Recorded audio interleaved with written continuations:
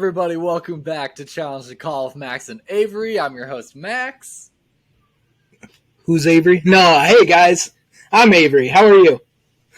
Avery's Welcome back. rocking his new Valentine's Day gift right there, so pretty special. I didn't get any new jerseys or anything like that, so hint, hint. But anyway, we got an exciting episode for you guys because the Super Bowl has finally happened. It has come to a close. Who won? We both had super opposite takes. I forget which one. I thought the Eagles but wanted the Chiefs. You wanted the Eagles but thought the Chiefs. And that is the reason I'm not wearing my Fly Eagles Fly shirt right now, because the Chiefs lost. The Eagles lost. Repeat. And what a game, man. Yeah, I was pretty disappointed. I did bet on the Chiefs, like I mentioned. And Isaiah Pacheco, I thought he was going to win MVP because he had a pretty good game. And that would have pocketed me like $200 if Isaiah Pacheco would have won MVP. The past, I was looking at it, the past 5 or 6 years, though, MVP has always been a quarterback. It's been a quarterback every time. I feel like the most important sport awards lately are quarterbacks. MVP is always a quarterback. Heisman is always a quarterback. Super Bowl MVP, always a quarterback. It's kind of like, guys, there's more important positions on the field than a quarterback. That's why I was talking a few episodes back. That's why I was saying our quarterback's a little overglorified.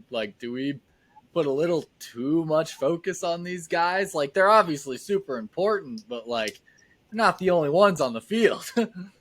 Exactly. No disrespect to Patrick Mahomes. He played a great game, but he wasn't the best quarterback on that field that Super Bowl. That was the losing quarterback in Jalen Hurts. What? Oh, my God. Speak on his, incredible performance. Dude, I don't know if this is more for Hurts or for the O-line, but every time they got into a sneak situation, the Eagles, seeing their stats on the quarterback sneak are incredible. I forget the exact numbers, but they had only not gotten it once or twice all season. So out of the whole season, I actually have the stats pulled up, 31 out of 37. That is a 92% conversion rate. That's an A. That's an A. That's insane to me. 92%? That's insane. Just every time we saw it come in, they'd line up for it, and you just watched that line bulldoze the defense, and Hurts would just be right across with it. It was oh my God. Well, and it's not even just a 4th and 1 situation. They do it on 4th and 3. That's how confident the Eagles are. They'll do it on 4th and 3, 4th and 2, 4th and 1. They'll even do it on a 3rd and 6 to get a manageable 4th down to do it again. Yeah. That's insane to me. No other team out there that is doing a quarterback sneak on 4th and 3. That is just that is not an attempt that you make. And it's just when you got a quarterback like Jalen Hurts, of course you're going to do it. This guy squats 600 pounds, and you have this ferocious offensive line with Jason Kelce, Lane Johnson. These guys, they were built to play football. These guys were built to play football, and I just want to speak on Jalen Hurts' performance. 28 for 33, 304 yards. Passing, 1 TD, and then 13 for 72 yards and 3 rushing TDs. That's insane. That is one of the biggest performance by a quarterback ever. And now you got to start asking yourself, is Jalen Hurts a top 5 quarterback? Is he better than Josh Allen? Because this performance in this year, I'm starting to say Jalen Hurts might be better than Josh Allen. It'll all come down to if he keeps producing like that. If he keeps going and the Eagles keep consistently being relevant in the playoffs, keep competing for the NFC championship, kind of like the Chiefs have been. The Chiefs under Mahomes have always been at least in the AFC Championship. If Jalen Hurts is also there with the Eagles, then yeah, I think you do have to say, hey, he's in the top 5 discussion. Like, if he does that 3, 4, 5 years in, and he's still getting them there, and he's still running and like passing successfully and all of this, even with the team changing around him, and as we'll get to our other news, coaching staff around him, but he's definitely top 5 if he carries through. One season, I'm not going to say it, but yeah, 2, 3 more, he's there. Which I agree. And speaking back to last week's episode, I know we talked about the Super Bowl script, right? And it wasn't off, but it was off. Because, like, the one thing that I noticed is what I mentioned last week, it was kind of reverse roles. Like, the Eagles jumped out to that 10-point lead at halftime. And, like, I was sitting there watching the Super Bowl. I'm like, they flipped the script. The Chiefs are going to win this game. What are your thought process on that? Because I knew the script was a bust right away because what was it? It was a decent amount off. Like no one was ever up 10-0, were they? Like it was no, but I think the Eagles went into half up 10. Yeah, but that's not what the script had said. The script True. The script was very off. It was at one point, like at halftime is the closest it ever got in a way, but it was reversed roles. Like it had the wrong teams with the wrong scores, and yeah, it was right away. It was just like no good. It was nope. Yep. Like I said, someone was really good at editing. But yeah, speaking of that, like the Eagles, they were up by 10 going into half.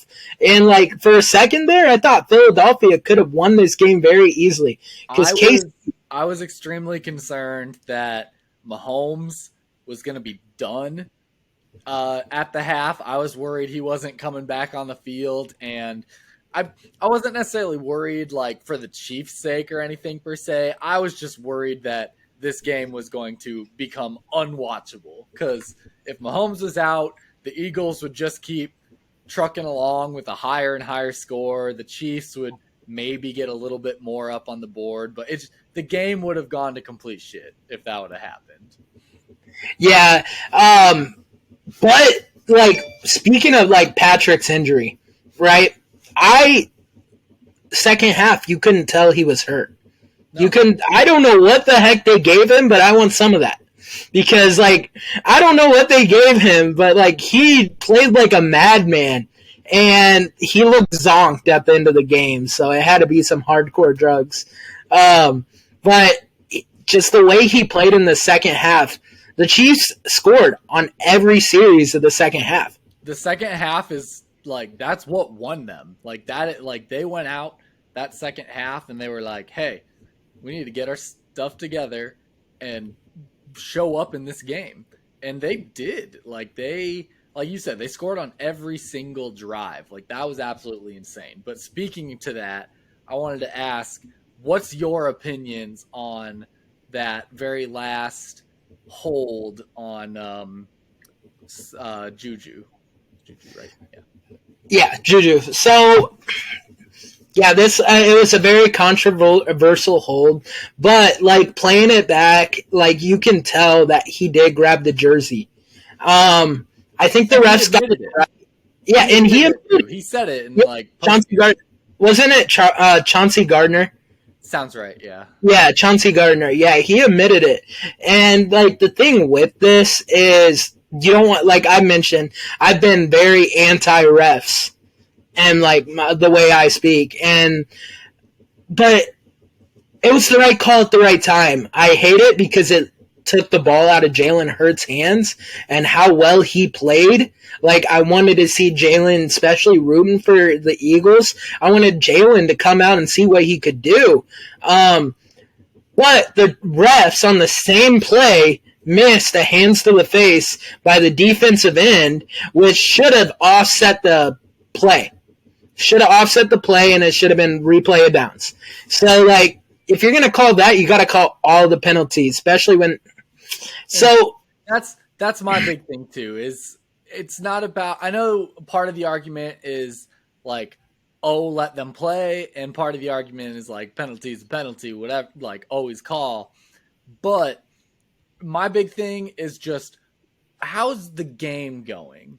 Like how like is that happening all game long and is it getting called all game long or has it been happening all game and you only called that last final one in that moment? Cuz to me it's about the consistency of the ref. Like we've had refs that are super touchy and call a bunch of penalties. And so what do you have to do? You have to clean up your game. You have to play nice and clean and all that. We've also had refs that don't call shit. And what do you do when refs aren't calling shit? Well, you get a little more leeway to fight back with it, you know? Like you get a little more like, oh, here's a little tug, here's a little grab, a little shove where it shouldn't be. And if they're not calling it all game, that's the green light to, you know, like just kind of find that point. Because if it's happening on both sides, you know, it's just evening out the game. But if the refs are going to let it happen all game long like that, and then in this last crucial game-defining moment be like, nah, we're going to drop this flag, I don't agree with that. I don't either. And like you said, they were playing the whole game. They were playing the whole game. They knew the rules. You can't switch up like that if you're a refs. And that's like the inconsistency that we have had with refs. So I get it. Like I am frustrated with it. And it ended on a penalty just like the Cincinnati game. Yeah, I mean, especially cheering for the Eagles. I went full Philly for this Super Bowl. I had my Eagles shirt. I was like, every time they made a play, it felt great. I know I was just mentioning this before we started recording that it feels good to cheer for a good team once in a while. And that's how I felt during the Super Bowl. Like, especially Jalen Hurts' dime to A.J. Brown in the first quarter. Oh, my God, that was incredible. Incredible. Amazing plays that happened in that game. It was a good game. I was just satisfied that 38-35, that's a Super Bowl game. Like that, real close, barely winning it, high scoring. That's the kind of Super Bowl I want to see. Halftime, 24-14, it's not really the Super Bowl I'm trying to watch. But it ended up okay. Getting away from the game a little bit, I want to talk about some other things with the whole Super Bowl event outside of the game itself. Starting with the halftime show. What do you think of the halftime show? You know, I thought Rihanna did a great job. Like, I thought, you know, the halftime show, like, I know she got a little bit of backlash because it's not the Rihanna that they were expecting. But when, you know, you're carrying another human, of course you can't dance and move around like you're supposed to. And they tried to compensate as much as they could with the amount of dancers around her. Like, I thought that was kind of crazy, just how many other people were around her and just like going at it. I enjoyed it. I thought it was really good too. I was sitting there waiting for someone else to pop in. You know how there's always a guest appearance or like a secondary like boom kind of, but well, when she started playing like All in the Lights, I thought Kanye West was gonna pop out of like the crowd and just like start singing with her, or you know Jay-Z, like because she's had a lot of hits with a lot of like great celebrities. So I really thought, you know, at some point they were gonna pop out and be like, here I am. But the thing is with Rihanna, like, she can do it all herself. She's a showstopper, man. Like, she is like the definition of R&B and pop. Like, when you think of pop, you can't not name her name. We talk about great quarterbacks and all-time greats all the time. And in the pop industry, in the R&B industry, that is Rihanna. She did do a fantastic job. And I didn't even recognize or realize like some of the songs that were her. Like, she started coming out with like different songs, started singing, and I was like, oh yeah, that's Rihanna, isn't it? Oh, this is another banger. Like, okay, like, oh, I love this song. Each song she did one after another, I was thinking to myself, oh my gosh, I didn't even realize we were about to get some of this music. Like, I love these songs. It reminds me of when Eminem performed a couple of years ago. Because like, yeah, that was another Super Bowl banger after banger after banger. You're like, oh, Eminem. And then, yeah, I think it was probably one of the best. I want to talk about the national anthem. Chris Stapleton, very known for singing long, long songs. And how in the world, when it comes to the national anthem, he sings the under. And the under was 2 minutes and 5 seconds. How in the world the singer of Tennessee Whiskey sings under 2 minutes and 5 seconds? I lost $10 on Chris Stapleton. That was a terrible way to start the Super Bowl. Also, but I won my money back because tails never fails, and I went with tails during the coin toss. So that was pretty great. But Chris Stapleton, come on, man. Hey, get your voice out. I appreciate. I hate a long, drawn out national anthem. Like, I want to get it sung. I want to get it over with. I want to watch some football. I am glad he hit the under, and it was not this big, long, like, okay, move it along. We got a game here to watch. Just yeah. But I do want to talk about one thing with the game, and it's one player, and it's Chad Henne announced his retirement.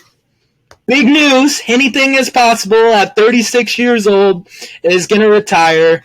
I mean, not really big news, but it makes you wonder. It makes you wonder if during that halftime, did a part of him somewhere want to go in for a drive? Just like Mahomes' ankle's acting up a little bit. He's getting a little treatment done. Just like the AFC Championship game, you have to wonder if there was a part of him that was hoping, hey, like, put me out here just while Mahomes gets taken care of a little bit. Like, throw me in. Let me have a drive. I'm going to retire. Like, I want to actually get in the game.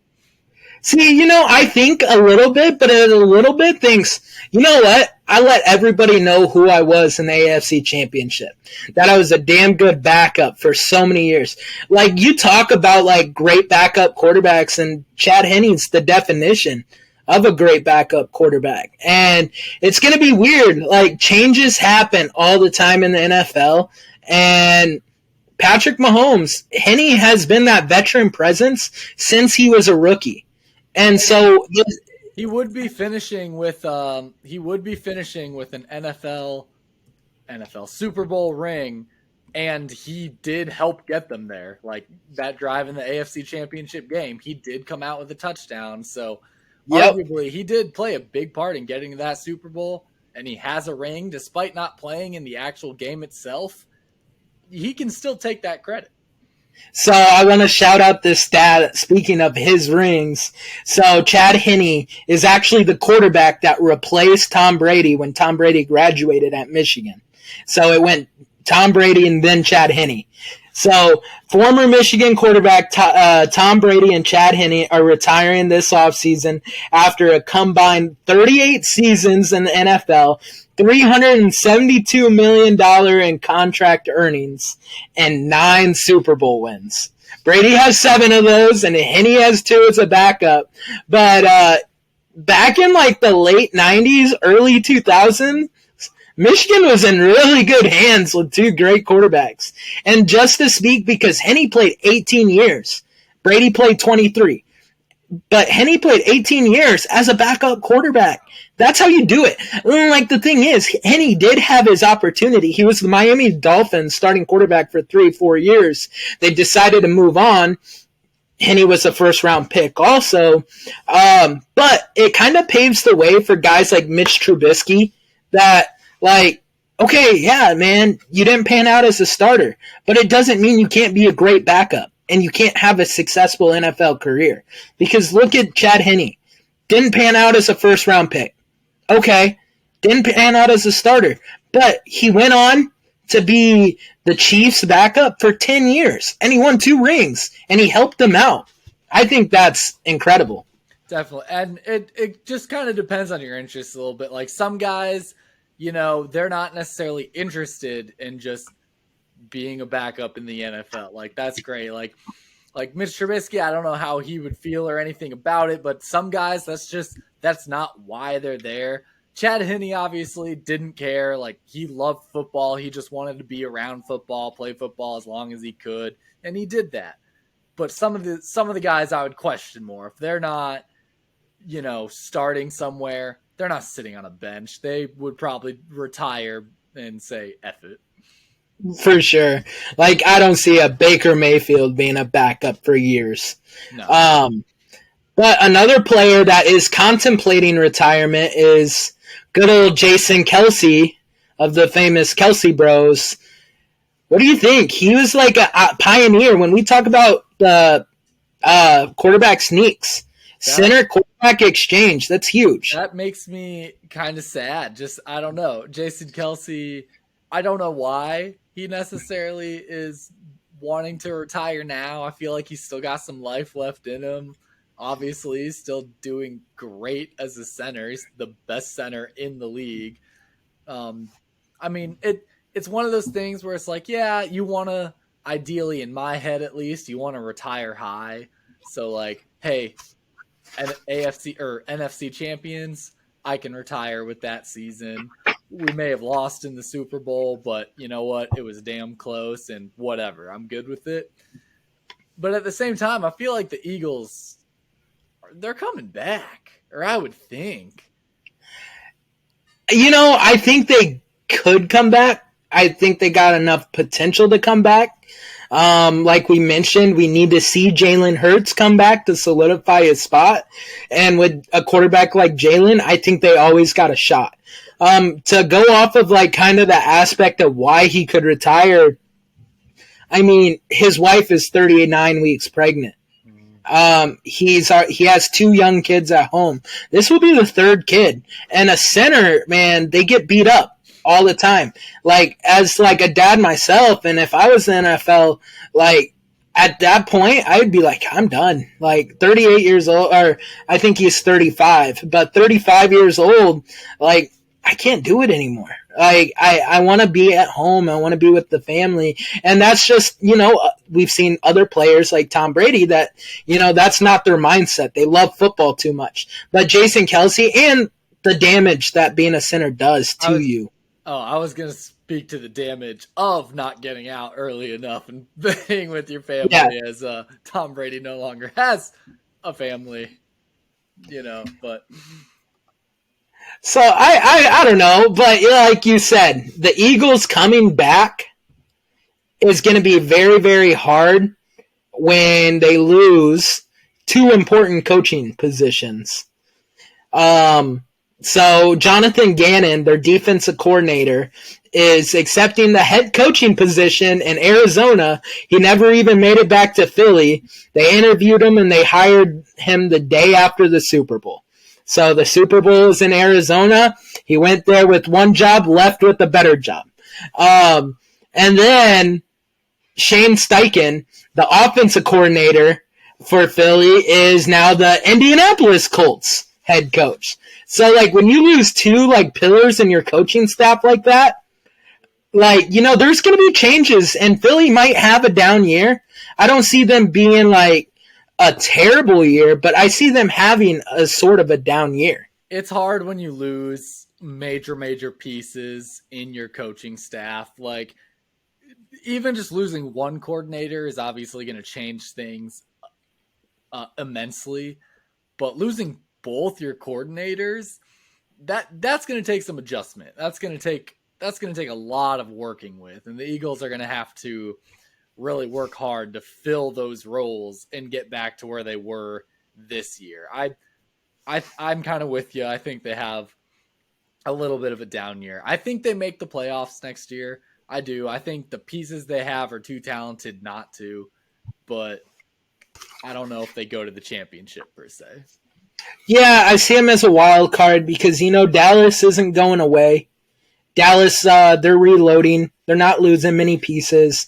And Dallas was right on Philly's heels this year. And the Giants, like that whole division, like 3 out of the 4 teams, and Washington was in contention to make the playoffs all the way up till week 17. Like, they're one quarterback away. So, like, you know, like that division, it's like beat up on everybody type of division. So I could see Philly coming in as a wild card team next year. I could see him making it to the divisional round. And, you know, I do see maybe a spot in the NFC Championship, but I don't, at least next year, I don't see him in the Super Bowl. Yeah. Yeah, it would be too difficult of a task. But getting into some of our other NFL news that we have, we'll move away from the Super Bowl now a bit, but what do you want to start with first? Justin Fields is going to be training with Rodgers. Is that what you said? Aaron Rodgers and Justin Fields? Is that a new friendship we have to deal with? So it on Pardon My Take, great podcast. They were mentioning they had an interview with Justin Fields, and they asked him what type of quarterbacks are they, or what type of players does he reach out to? Who is he going to work out with in the offseason? And actually, our offensive coordinator, Luke Getsy, gave him Rodgers' number, and they're planning on working out this offseason together and learning tips. And Steve Young and Justin Fields are going to be with each other all offseason. So I love it, but I hate it, right? Because don't get me wrong, the reason I love it right here, I'll say it right now. This will be the only time I say it on our podcast. Aaron Rodgers is a Hall of Fame quarterback. I hate it. I hate to say that, but he's terrorized Chicago so many years.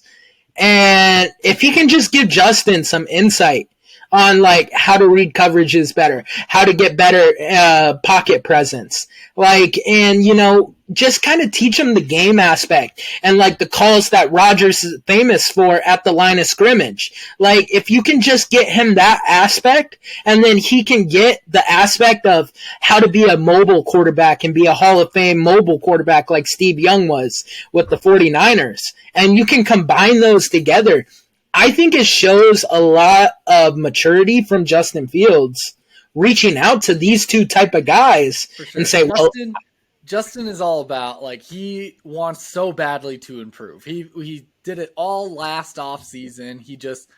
We know how hard he works, how good he wants to be, and his, like, ambitions as an NFL quarterback. The only thing with him training with Rodgers that I'm, like, a little up in the air. I'm the same way with you. I'm like, yeah, great. Rodgers is a good quarterback. If he can help Fields out with being an NFL Hall of Fame quarterback, I am all for it. The only thing is Rodgers lately is, I don't know, on a certain trend, doing these, darkness retreats, doing ayahuasca and shit. I'm like, I don't necessarily want that aspect to carry over into Fields. And I don't think it will, because Fields is a very level-headed guy. I think he'll take everything that Rodgers throws at him with a grain of salt, which I'm good with. But I really hope he focuses on the football aspect of things, because like I said, I hate to say it, Rodgers, he beat us up for the last 15 years of our life. And if Rodgers can help out Fields and we can beat the Packers up for 15 years in our life, I'll reciprocate if I was Justin Fields, I'll help out the Packers quarterback in 15 years. That's a rookie, because and it just shows the maturity on both sides that they're willing to put like a rivalry behind them to get better at their own craft. By the time you're in the NFL, even when you have rivalries and stuff, it's just, you're employees almost. Like, you're employees in the NFL. You all work for the same overarching company, kind of like you're all just doing what you love, getting paid to play. It's, some guys dislike each other, and there are certain types of guys that certain other guys or certain other teams, they just butt heads and they do not get along. But for the most part, players don't have like issues with each other like this, Obviously, the rivalries are fun and they support them and they want to like beat their rivals every time, because who doesn't? But it's not like they truly hate each other at all. Like, kind of like St. Brown moving from the Packers to the Bears, like he wasn't hated when he came to the Bears just because he was a Packer for so long. Like, you know, like, Right. they're all just players. They're all in this It's a game business. working together. Yeah. The one thing I did really enjoy from the interview is that they said, "Are you a bear?" Like, and he's like, "I'm always going to be a bear. I'm a bear for life." Yeah. And like, those are big words, because like every Chicago Bears fan that has been through quarterback torture are literally like looking at Justin Fields as like the savior of the Chicago Bears. And I love that, because like it feels so good to see a guy that works so hard be your quarterback, because we haven't had that guy. At least in our lifetime, we have not had that type of guy. So I really enjoy that. The one thing I do not like from that is that he said he prefers the Bears to play in a dome, that, you know, the cold weather and the wind really affects him at some points. Which makes sense, because he's a Southern kind of guy. Like he's from Georgia. He's used to playing in the nice weather and all that. But thankfully, that dome might be coming to the Bears. They officially purchased that property in the Arlington Heights, right? Like yeah. I mean, they purchased the property, I think it was like 2 days ago. So that's big signs that Chicago is moving. They haven't came out and officially stamped, we're breaking ground, we're moving out to Arlington Heights. But why else would the Chicago Bears purchase 380 acres of land? For real. Like I'm not buying a house somewhere in Florida being like, no, I'm gonna keep living here. No, I'm staying in Iowa. I just bought a house in Florida. Yeah. No, it doesn't make sense. So we are officially going to move out of Chicago, which the Bears haven't been out of Chicago since 1920. It's going to be a different look. The Bears in a dome doesn't sit well with me. We are the monsters of the Midway. We've always been known as like a defensive battled team. But in the NFL, you can't be that anymore. You can't be that anymore. And what does that have to do with a dome? Like you can be the monsters of the Midway. You can have a badass defense and fuck other teams up inside of a dome. Like what does a dome have to do with anything? I just like when we have bad weather games like we've had all year last year. I felt like we always come out on top. We beat the Super Bowl champs.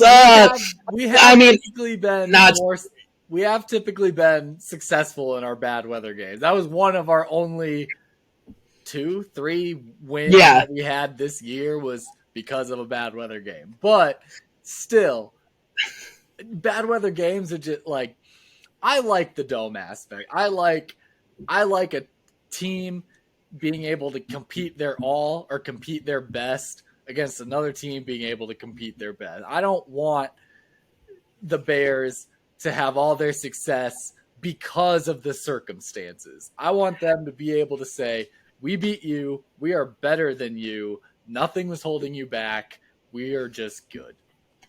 Yeah, I agree. The one other thing with this is that Chicago might lose its trademark. I know that the mayor of Chicago came out and said that if the Bears do move to Arlington Heights, this was also a couple of months ago, that if the Bears do move to Arlington Heights, we are thinking about not letting the Bears use the name Chicago. And that brings up a weird aspect, because what would we be? We would not be the Arlington Heights Bears. No. We wouldn't be the Illinois Bears.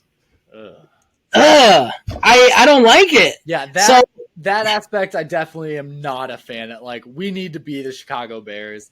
I don't care if they're in Chicago. They don't need to be downtown Chicago to be the Chicago Bears. There's plenty of other teams that are outside of the actual like major city limits. But like we don't call the San Francisco 49ers the Santa Clara 49ers. Or we don't call the Las Vegas Raiders the Paradise Raiders. We don't. Like, it is literally, or the Dallas Cowboys, Fort Worth Cowboys. Like, there are so many teams that moved out of their original cities just because there's better opportunity, more land, and it just makes more sense. They can expand, they can build headquarters. The players can play there. Like, Arlington Heights is a suburb of Chicago. So what? So what? I don't get it. Definitely. I think that's dumb.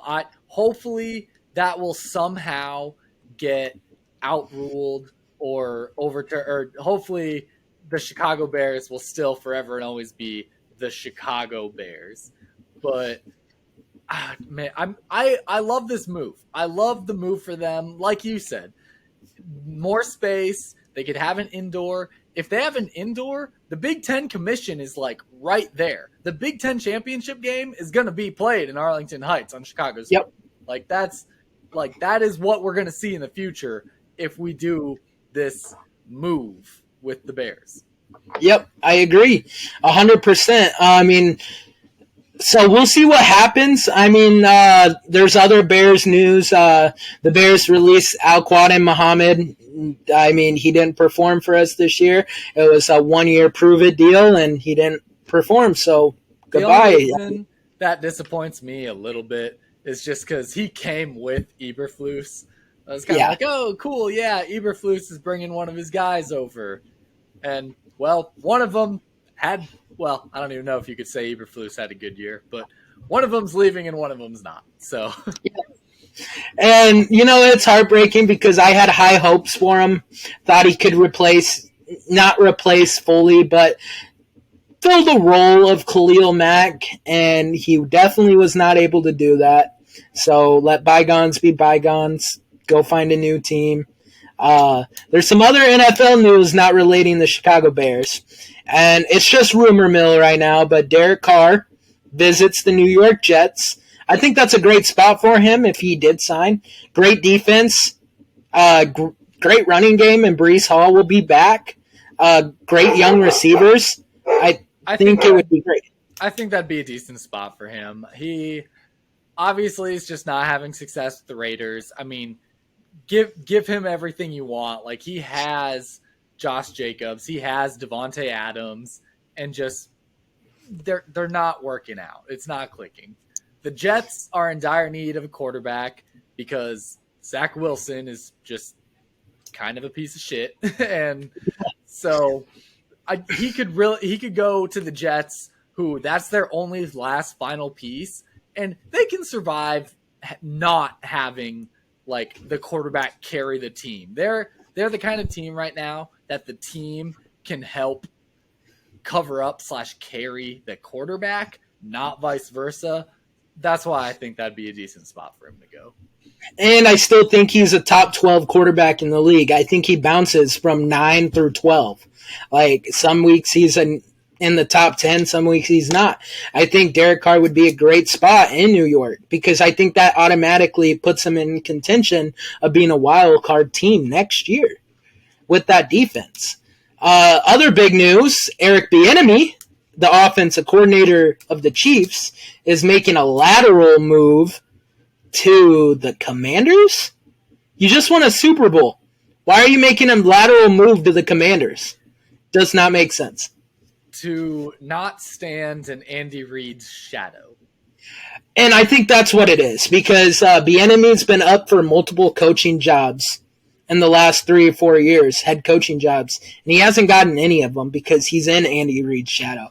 So I think, the Commanders, like we mentioned earlier in the episode, that's a good spot because they were in contention in the NFC East of making the playoffs. They're one quarterback away. He figures out that quarterback situation. Ron Rivera's getting to retirement age. We're looking at Eric Bieniemy being the head coach of the Washington Commanders in a couple of years. But the bigger news with this, filling his spot with the Chiefs, our good old pal, Matt Nagy. How's that one going to go over for the Chiefs? Is Patrick Mahomes going to still be carrying them to AFC championships every year, or is that going to go away? So let's take this all the way back before Matt Nagy was the head coach of the Chicago Bears, right? Some coaches are just better coordinators than they are head coaches. It's a proven aspect. There are some damn good head coaches. I mean, damn good coordinators that never pan out as head coaches in the NFL. Matt Nagy was a damn good offensive coordinator for the Chiefs under Alex Smith. And they led the Chiefs to an AFC championship game and multiple playoff bursts with Alex Smith. Yeah, Andy Reid was shadow, as we mentioned, with Eric Bieniemy. But I don't think they skip a beat. I mean, that Chiefs team is just built to succeed. Andy Reid's really planted things. The one thing I'm more curious about, what happens in 2 to 3 years when Andy Reid decides to hang it up and they promote from within. Is Nagy head coach? Yeah, that's going to be the issue. Like, Nagy, as an offensive coordinator with the Chiefs, probably the best spot for him to be. You have Patrick Mahomes, you have Andy Reid. Honestly, your job is irrelevant. Anyone could come in and do it. I could go in and be the offensive coordinator underneath Andy Reid and have Patrick Mahomes as my quarterback, and I could get to a championship. That's just facts. But when Andy Reid does leave, I don't know. I would question the Chiefs making that decision to promote Nagy over finding somebody else, or maybe promoting from the defensive side, just because Nagy has been a head coach before and did not work out so well before. Well, and that's the other thing you mentioned, promoting from the defensive side. Steve Spagnuolo, the defensive coordinator for Kansas City, he's done a great job since he came over. He's also a failed head coach. He coached the New York Giants back in 2015, and he was a 1-year failed head coach. They fired him after 1 year. So, like, if you're looking at my coaching staff and Andy Reid's 2 years from now, and both those guys are still there, I'm taking the guy with 4 years of experience in Chicago that did win a coach of the year in 2018. Like, I mean, like, Nagy does have the better resume out of the two. I hate it as a Bears fan, because if Nagy gets drug along and is like a successful head coach because of Patrick Mahomes, I don't know what I'll do, because Patrick Mahomes, Mitch Trubisky, and Matt Nagy are all merged together in this nice little tight bubble, and I will literally freak out. It would be infuriating on some level to watch him be a successful head coach. Like, really? Now you're going to decide to just do good, break out, whatever. You couldn't have done this, in Chicago, but whatever. It would be a great Super Bowl Super Bowl script in like 4 or 5 years.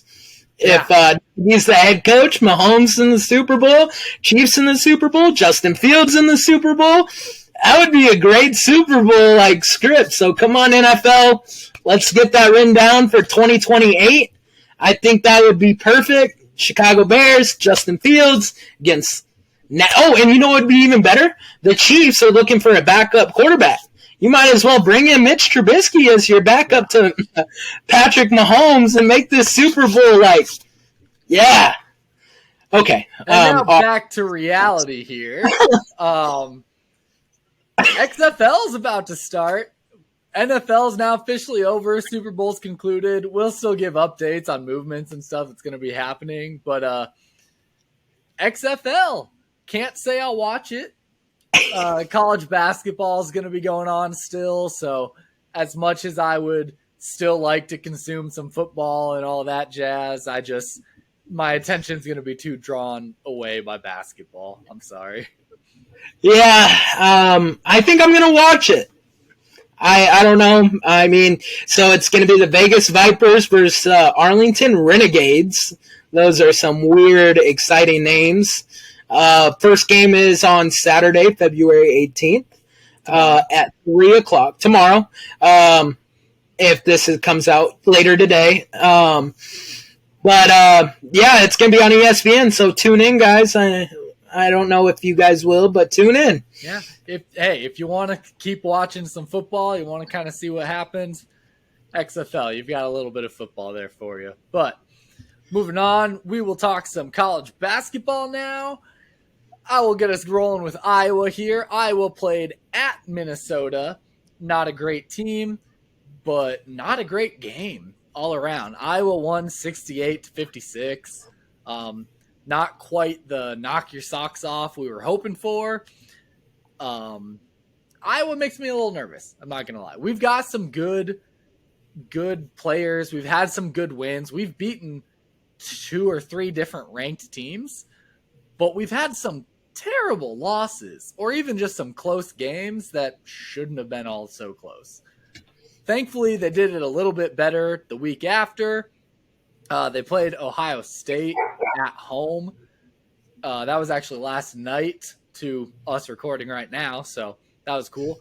I was really, really wanting them to break 100 points. I am waiting for the day that Iowa breaks 100 points again. They were so close, 92-75.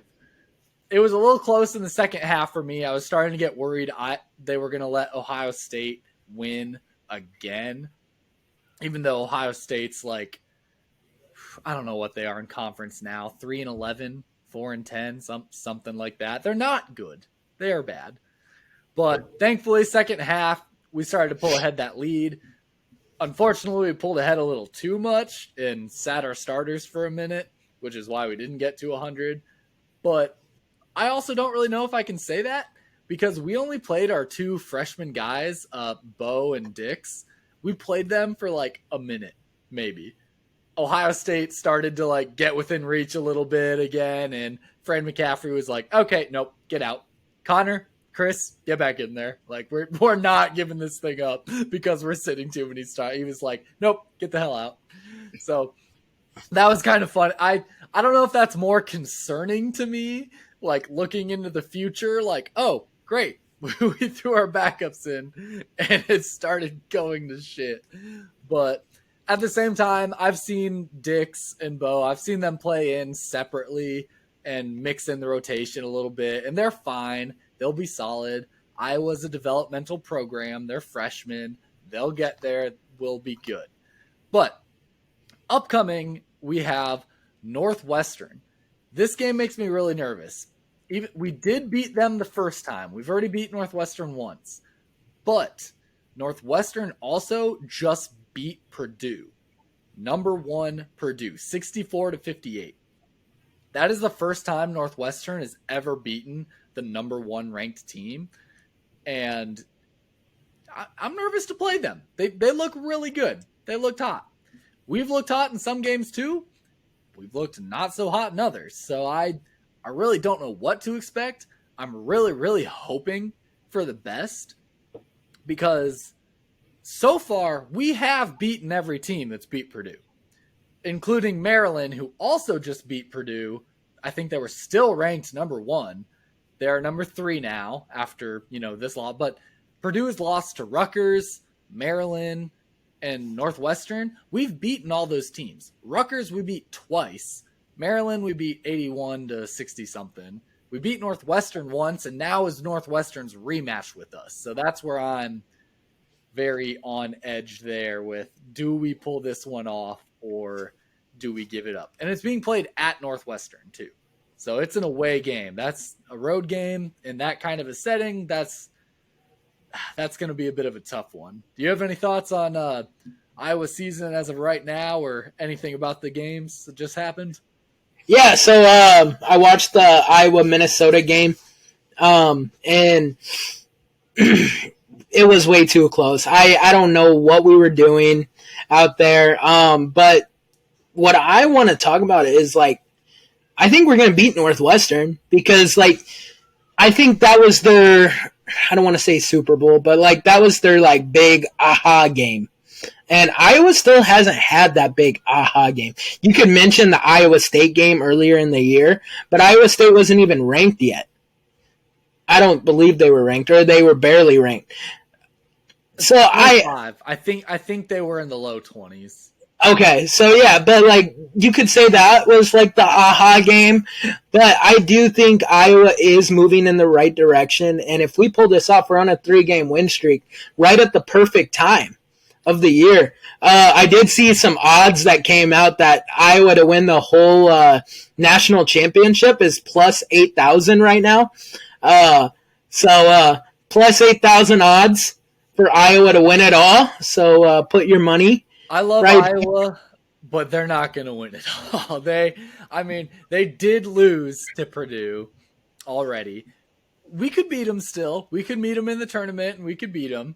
Like I said, we've beaten every other team that's beaten them. We were doing some things right against them, but the number of losses we've had, especially to the teams that we should not have lost to, we don't go all the way.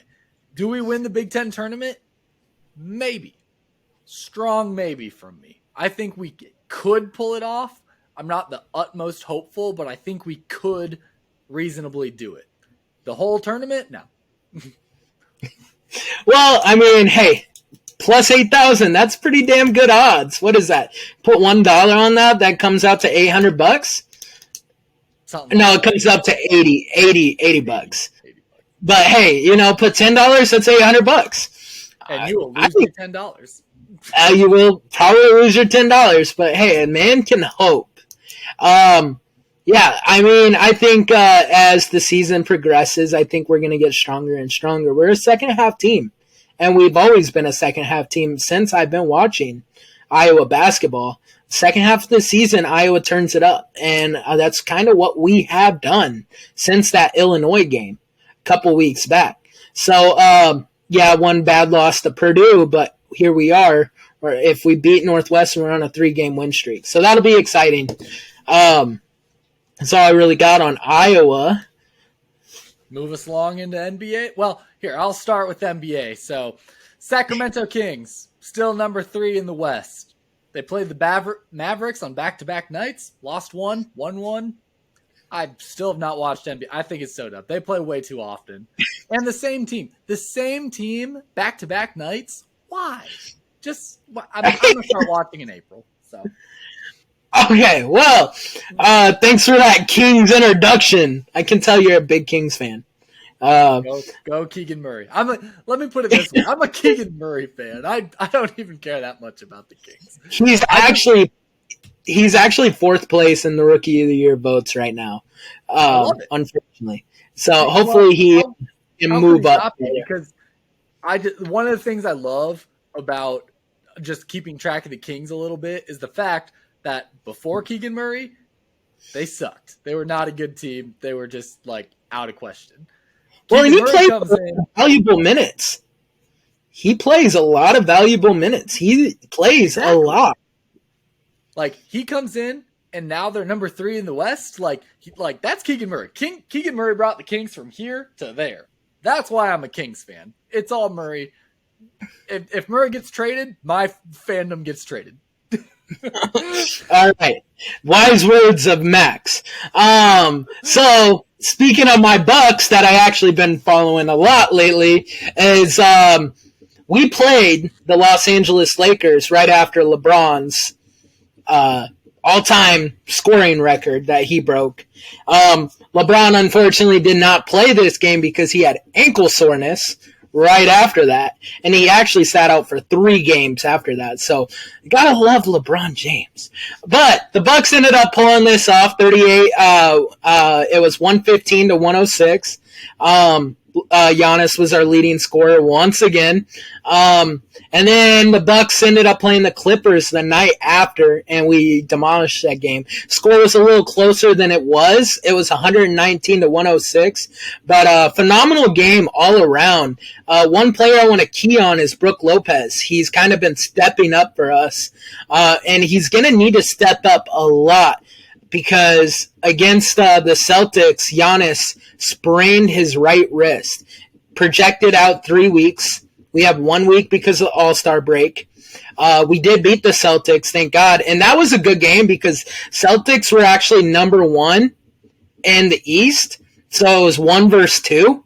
and we beat them 131 to 125. Went into overtime, and we played that overtime without Giannis. Giannis got hurt with like 30 seconds left to go in the fourth, and I was terrified. But we ended up pulling it out in overtime.